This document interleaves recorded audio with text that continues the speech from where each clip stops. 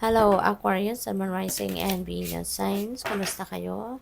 Sarbay na sa mabuti kayong kalagayan. Welcome back po sa Star Tarot. Kung bago kayo rito, welcome din po kayo. Please subscribe, like, share my videos, and leave me a comment kung naka-resonate kayo. Thank you. So first message ninyo is open your heart. No one is perfect. Okay? Stop judging yourself and others and let love heal the situation. So, walang perfecto sa mundo. Always remember that. No, only God is perfect. No, but no journey in life is perfect. 'Di ba? Kaya wag na nating i-judge yung sarili natin. Wag ninyong i-judge yung ibang tao. 'Di ba?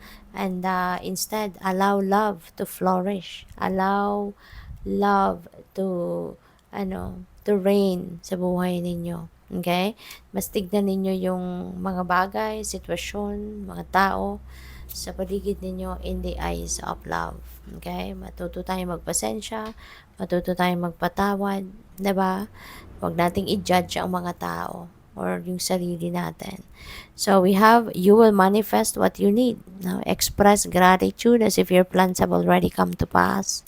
Trust that your angels are bringing you the assistance that you need. No? So napakaganda nito. And there is a promise. No? Archangel Michael is like promising you, no, na kung ano yung kailangan mo that will manifest in your life. Whatever it is that you need will be met, no? Tutulungan ka niya, no, na madala ito sa inyong realidad, makuha mo, mahawakan mo, ma-experience mo kung ano yung kailangan mo. Kaya ngayon pa lang, express gratitude, no? As if nangyayari na kung ano man ang mga plano mo. As if ini-experience mo na, ginagamit mo na kung ano man yung mga hinihingi mo or kung ano man yung mga kailangan mo sa buhay. Okay? So, what else? We have, be honest with yourself. All your feelings, even the difficult ones, have a message for you. So, accept your truth, then let source take it from there. Okay? Maging honest ka daw sa sarili mo. Lahat ng nararamdaman mo, magaan man yan, masaya ka man, nahihirapan ka man, all of that, no, has a message para sa iyo. All of that has a purpose kung bakit yan ay nangyayari.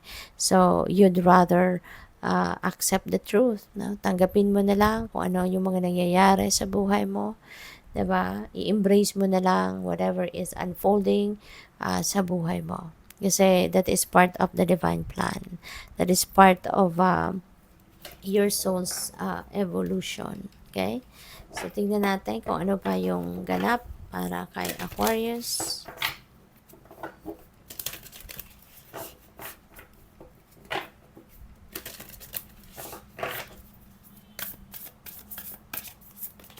We have Star Ancestor. Follow the voice of your soul.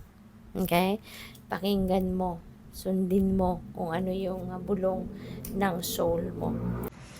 Pakinggan mo yung boses, no, ng soul mo. Because your soul knows, no, kung ano yung best din para sa'yo. Your soul knows, diba, kung ano yung kakayanan mo. Yung ganon, no? At alam niya kung ano yung makakapagpasaya sa'yo. So, make sure that you also listen to the guidance, no, of your own soul. Hindi lang yung makikinig ka sa intuition mo. No? Well, intuition is divine guidance. No? So, magandang magde-decision tayo according to what your intuition is telling you, and at the same time, ano din yung gusto ng soul ninyo. Okay? So, tignan natin kung ano ba yung ganap. We have snake, shed old skin. So, this is time for transformation. This is time for change. This is time for releasing negative energy, no? Negative things, people, situations sa buhay ninyo. At mag-welcome na kayo ng bagong energy, 'di ba? Old energies ito, no? Dapat out with the old, in with the new, kumbaga, na ang approach ninyo sa buhay sa ngayon. Maaari din na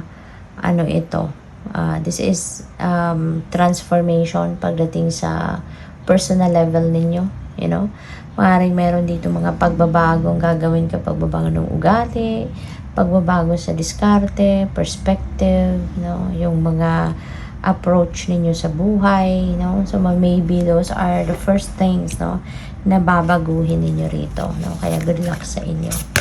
We also have spring, see your seeds grow. Ayan, so panahon na to cultivate, to nurture, no, what you have planted, what you have started doing. So, panahon na ito ngayon para gawin ninyo yan. Spring season na, no?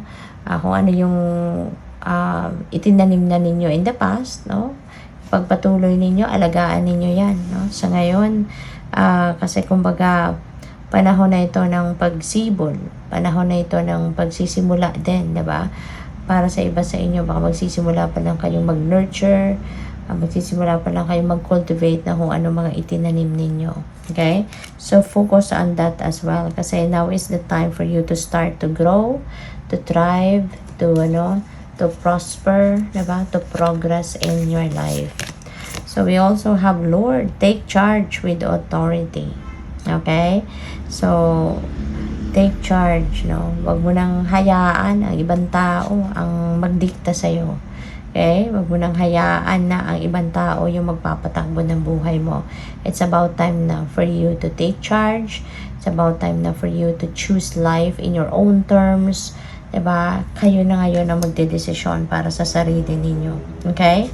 At good luck sa'yo. Thank you for watching. Love and light. Namaste.